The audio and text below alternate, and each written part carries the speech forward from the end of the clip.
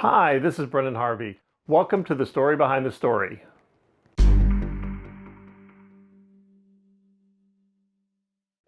This is part 2 of my 4-part series where I discuss writing the first draft of my fantasy short story, My Monster Can Beat Up Your Monster. If you missed the first part, you can click on the link above to go to part 1. My Monster Can Beat Up Your Monster is about a monster named Gel assigned to mentor a little girl named Patricia. His devotion for her is so strong, he's willing to break hard and fast edicts to ensure Patricia's mental well-being. When he does, the Monster Council terminates Gel's relationship with his kid. Can Gel convince the Monster Council to change their decision? It's published in Galaxy's Edge magazine in their March-April 2017 release, issue 25. It's available at www.galaxiesedge.com. I'll put a link in the description below.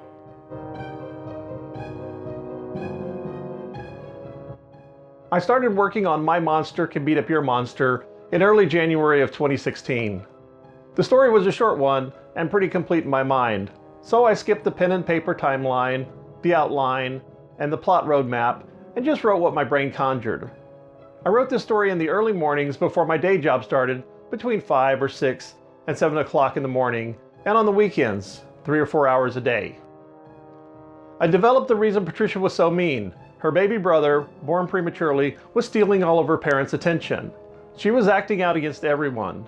The monster, I decided late in the process to call him Gel, I don't know where the name came from, he recognized the reasons for Patricia's change of mood and struggled to get her through the situation. I named the kid she competes with Cal, 1 syllable versus 3 for Patricia, and his monster Og, again a simple 1-syllable grunt-like name similar to Gel. The real conflict occurs when she demands that Gel battle Og. As the story progresses, Gel convinces himself that fighting Og would help Patricia's temperament. Og refuses, but is compelled to face off against Gel in the school playground. At first I suspected the kids would just act as if 2 kids were fighting on the school grounds. Then I realized these were honest-to-God monsters and their brawl would terrify the kids. If I had a monster shall not fight monster rule, there had to be consequences to these actions, and I invented a monster council that would intervene in the fight. This decision worked in 2 separate ways. First, I didn't have to show a long, tedious fight scene. It was a smidge over 1 manuscript page. And second, I could explore some of the behind the scenes of the monster world. I was quite pleased with this decision. Until I had to imagine a new setting, the council chambers, new characters, the council, and Grand Council Monster Bly, and a new conflict. Gel cleaved from his kid before his work was done. It took a few days to think through this plot twist, but I decided it was strong enough to justify delay in finishing the story. Finally, I wrote a happy ending at the time where Gel and Patricia are reunited. Hey, I prefer a happy ending. My first draft of My Monster Can Beat Up Your Monster ended up at 4,228 words on January 19th, 2016. 2 weeks to the day from when I started it.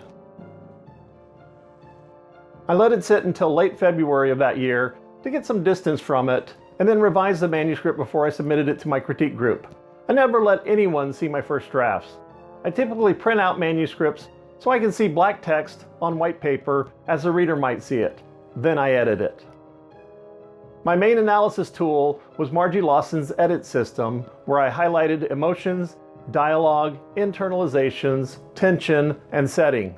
I discovered this technique 3 years ago, and it's my go-to technique when editing. I use it for every single story I write. After highlighting, I marked up my manuscript, made my revisions, and submitted a 4,033-word document to my critique group on March 7th, 2016. And that's this part of the story behind the story of My Monster Can Beat Up Your Monster. Thanks for watching. I hope you found it informative and interesting. If you did, please like, share, and subscribe using the YouTube buttons below. I publish a new video every Wednesday.